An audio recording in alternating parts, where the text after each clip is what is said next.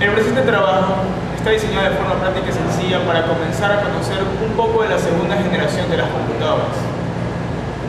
Vamos recorriendo desde su historia, su evolución y sus características, dando una breve descripción de los principales componentes de esta generación. Cada generación se caracteriza por el uso de elementos distintivos de hardware, como la válvula, el transistor, el circuito integrado, respectivamente. A continuación veremos un video sobre la segunda generación de las computadoras. Miremos.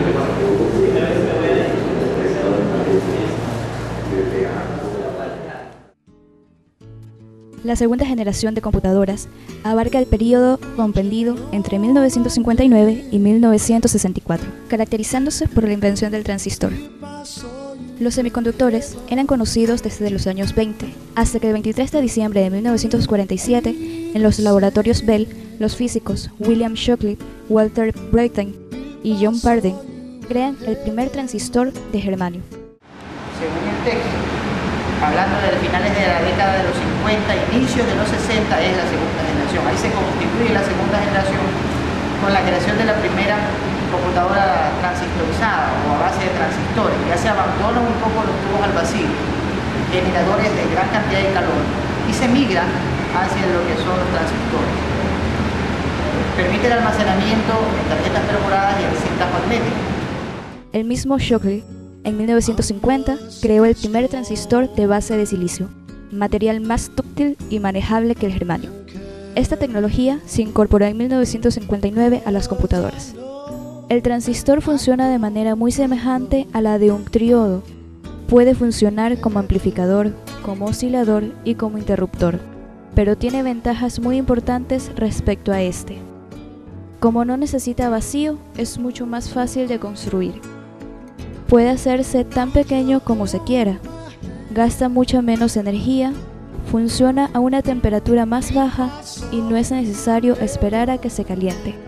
Por todos estos motivos, la densidad del circuito podía ser aumentada significativamente, lo que quería decir que los componentes podían colocarse mucho más cerca unos de otros y así ahorrar más espacio. Conozco que el Banco Central utilizaba algo de cintas magnéticas para almacenar su información, pero es que el Banco Central es una entidad bastante antigua, creo que no sé si desde Isidro Ayora o más o menos por ahí se empieza a trabajar. Entonces, sí es manejando esas edades, los 50, 60, 70. El Ecuador, y esto lo digo por definición general, como país del tercer mundo, siempre consumía los elementos que ya al primer mundo no le servían. Nosotros estamos atrasados con un periodo de tecnología de unos 10 años, de unos 8 años. Lo que ellos estrenan, lo que para ellos es un boom, nosotros lo desarrollamos ya mucho tiempo después. Estamos hablando en esa franja de unos 8 o 10 años.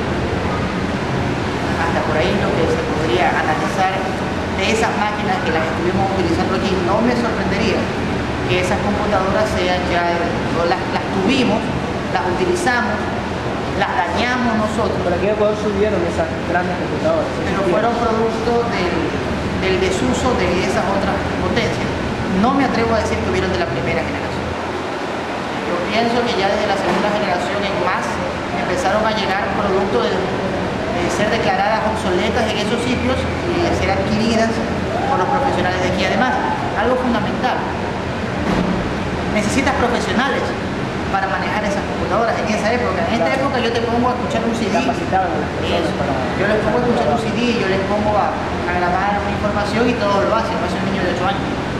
Pero poner a cambiar un transistor o a almacenar la información en las tarjetas perforadas, ni siquiera me siento capacitado yo, estoy absolutamente convencido, no estoy capacitado. Peor aún en esa época, las personas que nosotros a lo mucho utilizábamos la máquina de escribir. Estamos hablando de los 60, 70, que puede ser a la fecha que llegaron acá. Entre los principales fabricantes se encontraban IBM, Sperry Rand, Burroughs, General Electric, Control Data y Honeywell. Se estima que en esta generación el número de computadores en los Estados Unidos pasó de 2.500 a 18.000. Las primeras máquinas que tomaron ventaja en la tecnología del transistor fueron las supercomputadoras Stretch de IBM y Lark de Sperry Rand, ambas dedicadas a aspectos científicos. A comienzos de los años 60, se desarrolló un gran número de computadoras exitosas comercialmente y fueron utilizadas en los negocios, las universidades y el gobierno. Se expanden los campos de aplicación, además del científico y militar, al administrativo y de gestión. También surgieron algunos componentes asociados con las computadoras modernas: almacenamiento de disco, memoria, sistema operativo y programas almacenados. El hecho de tener programa almacenado y lenguaje de programación fue lo que le dio a estas computadoras la flexibilidad para finalmente ser efectivos en costos y productivos para uso de los negocios. Ellos tenían las máquinas, las perforadoras de tarjeta. Entonces todo ese tipo de equipo que tenían las naves fueron cambiando poco a poco, y a medida que iban modificando vinieron el sistema 36 de IBM, que fue ahí cuando recién emigró.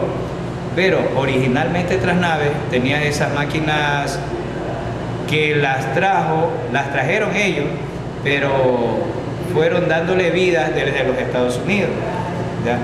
Entonces, pero después ya ellos emigraron y trajeron, o sea, la novedad para ellos fue sistema 36, y después emigraron a S400, y ahí ya terminó Trasnave. Ese fue el último. Ahora, los equipos eran los más modernos que habían en su época. En su época, porque no eran así, eran equipos grandes, parecían que, ¿cómo te explico?, del tamaño de un escritorio. Así era, el CPU, el case, todo eso era el tamaño de un escritorio, y se conectaban por red. Quien trabajó eso originalmente, que yo conozco, es Trasnave. Y de ahí trabajaba Banco Previsora, que fue otro de los que trabajó con tarjeta perforada. Capacidad desconozco, como te dije, era tambor magnético. ¿Cómo era? Se manejaba como viandas, como pisos, ¿ya? Tú, por ejemplo, tenías uno sobre otro, formabas la pila. Pero si tú necesitabas uno más, sacabas el último y lo cambiabas, y volvías y trabajabas con el resto, y solo el último era el que iba a guardar. Es como decir, tú tienes dos discos duros, en el uno tienes el sistema y en el otro es donde guardas los archivos, la información.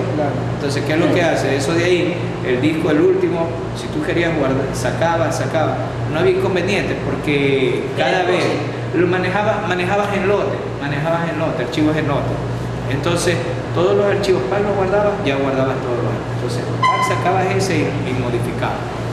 Procesos en lote era lo que la característica. ¿Cómo se conectaba? ¿Se montaba? No, al ponerlos, al enlazarlos, ellos llevaban sus pines, y sus pines eran de conexión. ¿Ya?